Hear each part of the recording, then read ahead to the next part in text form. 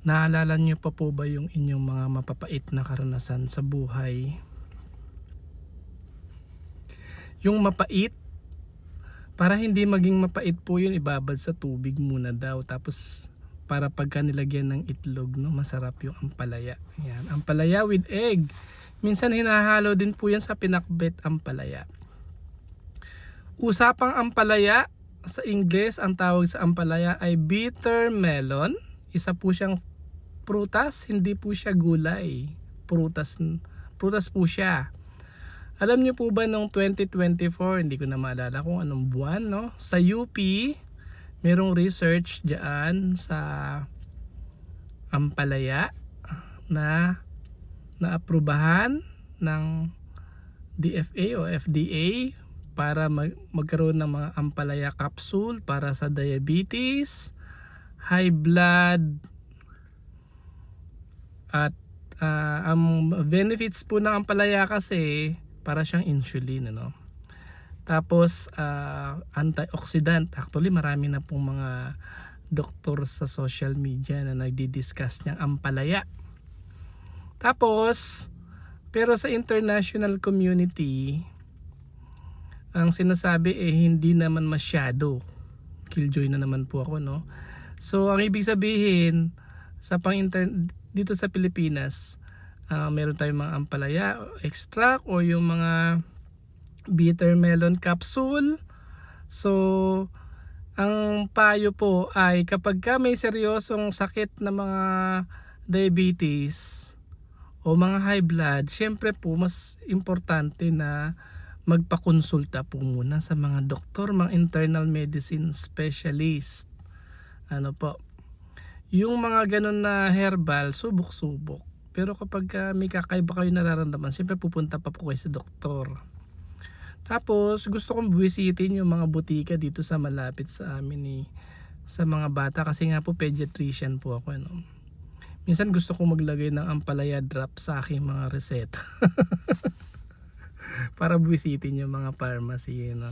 Joke lang po.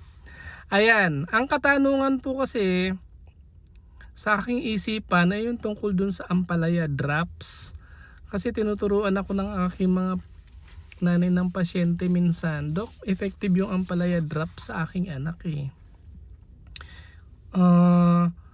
Yung dahon ng ampalaya, chachap-chapin yung tapos yung katas gagawing drops. Parang ang sinasabi 0.25 ml twice a day for 5 days. Ginawang Ambroxol drops, tsaka Corbucystin drops. So, syempre po, dahil matagal na akong pediatrician din, kahit paano, so naninibago ako dito sa ampalaya drops kasi nga po pediatrician tayo, no? Ano ba? Magre-reseta na rin ba ako ng ampalaya drops? Although wala naman po talagang ganun, no? Sa mga drugstore. Ang ginagawa, yung ampalaya drops, ginagawa sa bahay. Kukuha ng mga dahon ng ampalaya, lilinisin. Tapos, yun nga, chachap-chapin yung katas noon. Mamordica charantia or bitter melon ampalaya leaves. Yung katas ipapainom sa baby less than 6 months para daw po sa ubo, halak. Although kaya ko pong maging killjoy sa mga nanay, baka magalit kayo sa akin. Yun pong ganun na pagbibigay ng ampalaya extract drops ay dapat hindi gawin. Wala pong itinuturo kasi sa amin ganyan na magbigay po ng ampalaya drops.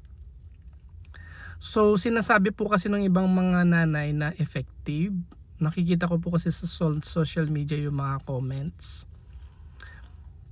Maaring coincidence po yun kasi yung ibang mga ubo na mga bata kasi kusa naman po talagang gumagaling.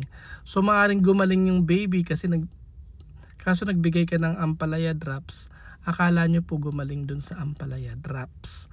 So ingat po kayo sa pagbibigay ng ampalaya drops sa mga baby kasi po, lalo na po yung mga less than 6 months.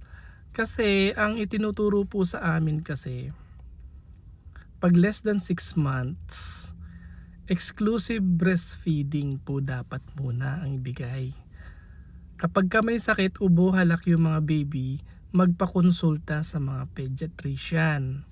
Kasi nga po yung ampalaya drops is bitter. Ang side effect po niyan kasi gastrointestinal.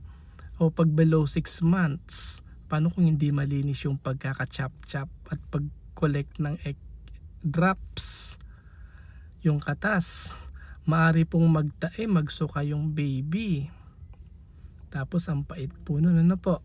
So, kung tatanungin nyo po ang mga pediatrician, meron bang ampalaya drops? Wala po. At hindi po namin ina-advise yung magbigay ng ampalaya drops or katas 0.25 ml twice a day for 5 days. Wala pong ganon.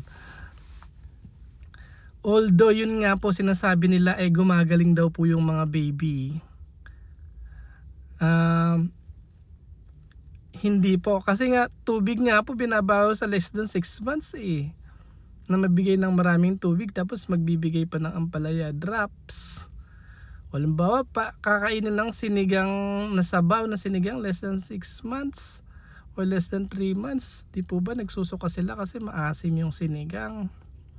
So mas lalo na yun nga po. So warning lang po sa mga less than 6 months na baby, wag basta-basta magbibigay ng mga katas ng ampalaya.